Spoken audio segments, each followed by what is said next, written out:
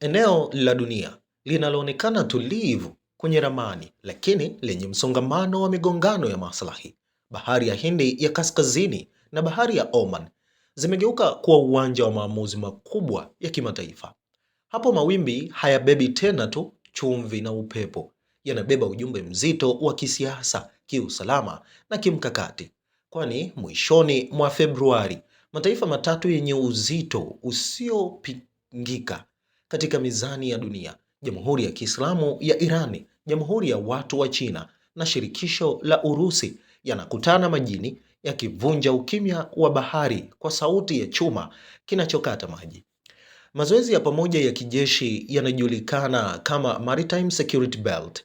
Si tukio la kawaida la mafunzo, ni tamko lililofichwa ndani ya nidhamu ya kijeshi.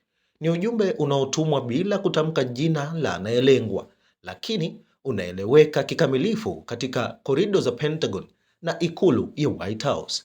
Zoezi hili lililozinduliwa kwa mara ya kwanza mwaka 2019 na jeshi la wanamaji la Iran sasa limefanyika mara 7, kila toleo likiwa hatua mpya ya kuimarisha muungano wa kimkakati kati ya Teherani, Beijing na Moscow. Kinachoanza kama zoezi la ulinzi wa njia za baharini kimekuwa na kuwa ishara ya mabadiliko ya mizani ya nguvu duniani.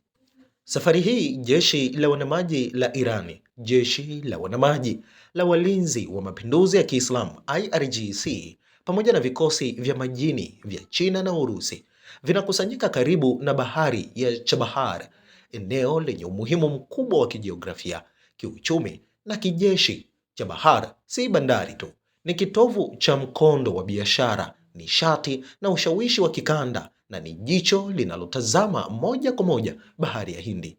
Manowari zitajipanga kwa safu, zikiendeshwa kwa nidhamu kali.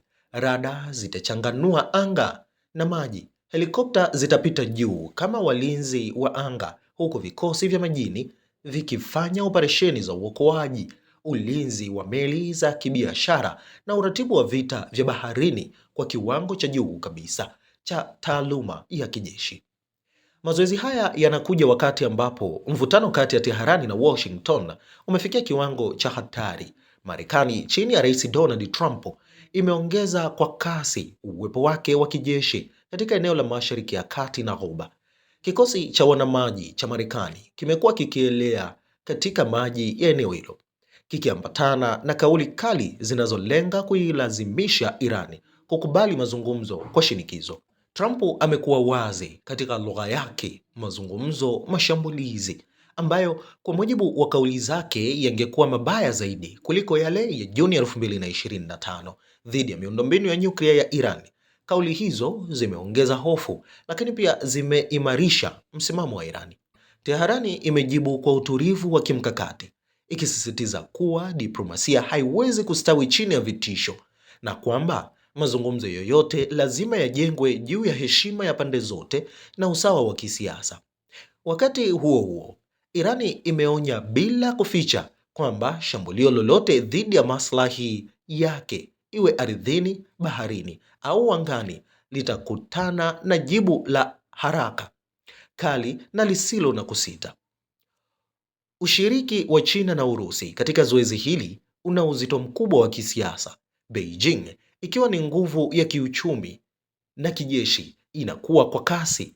Inaona bahari ya Hindi kama mshipa muhimu wa biashara ya dunia, hususan kwa nishati. Usalama wa njia hizi si suala la hiari, bali ni hitaji la kimkakati. Kwa upande wake, Moscow inaleta uzoefu wa kivita, teknolojia ya kijeshi na msimamo wake wa muda mrefu wa kupinga kile inachokiita utawala wa upande mmoja wa Magharibi. Kwa kusimama bega kwa bega na Irani baharini, Urusi inatuma ujumbe kwamba ushirikiano wake na Teherani si wa maneno ya kidiplomasia pekee, bali ni wa vitendo vinavyoonekana. Mazoezi ya Maritime Security Belt yanapita mbali zaidi ya mafunzo ya kawaida. Ni ramani mpya inayochorwa kwa chuma na dira, ikionyesha dunia inayozidi kuwa ya pande nyingi. Ni ishara kwamba bahari ya Hindi si tena uwanja wa udhibiti wa nguvu moja, bali eneo la ushindani wa mizani ya kimataifa. Kila meli inapopita, kila rada inapozunguka Na kila wimbi linapogonga chuma cha manuari, ujumbe unazidi kuwa wazi. Muungano huu uko tayari na hautetereki kwa vitisho. Bahari, kama ilivyo historia yake, imekuwa shahidi wa kupanda na kushuka kwa himaya, na leo inashuhudia kuchipuka kwa enzi mpya ya nguvu zinazojipanga kwa utulivu lakini uthabiti. Dunia inatazama, Washington inasikiliza, na mawimbi yanahifadhi kumbukumbu ya wakati huo.